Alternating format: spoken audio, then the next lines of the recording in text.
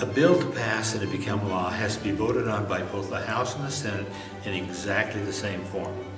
So if we pass a bill in the Senate and it goes over to the House and they make any changes, change a comma, change a word, change a phrase, change a paragraph, then that bill has to come back to the Senate. And the same way, if we take a House bill and make any change, it has to go back to the House.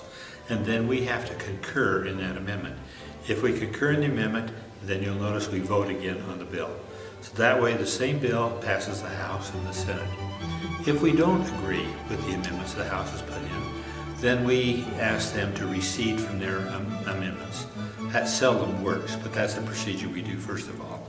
And then if they don't recede from their amendments, the Speaker of the House and the President of the Senate will appoint a conference committee.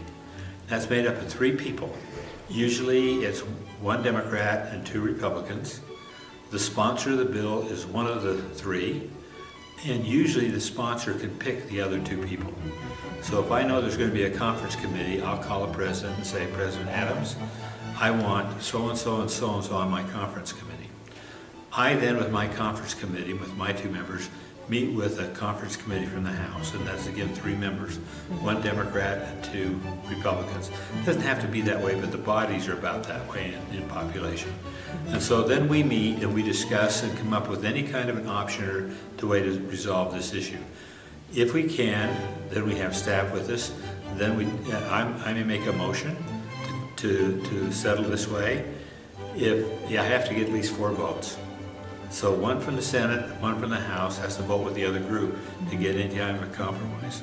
And so what normally happens, you get together, you talk the matter through, you come up with an agreement, and then all 6 of you usually agree to it. Then the staff writes up the conference committee report.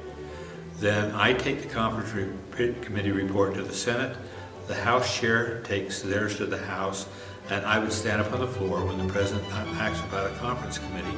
I would say, Mr. President, we've met, we've come to an agreement, the bill is here in front of us, the agreement that we've agreed to, and I would then explain what the amendment was, what the conference committee report was, and then there'd be a motion to approve it, and then there'd be a roll call vote.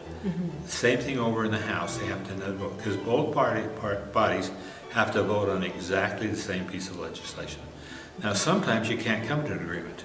I've seen it where you come back and say, we can't reach an agreement. So the President will appoint 3 new people, and the House will appoint 3 new people. They'll meet. If they can't get an agreement, then they'll have another one. And sometimes you get to the very end, you just can't get an agreement, and the bill does not pass.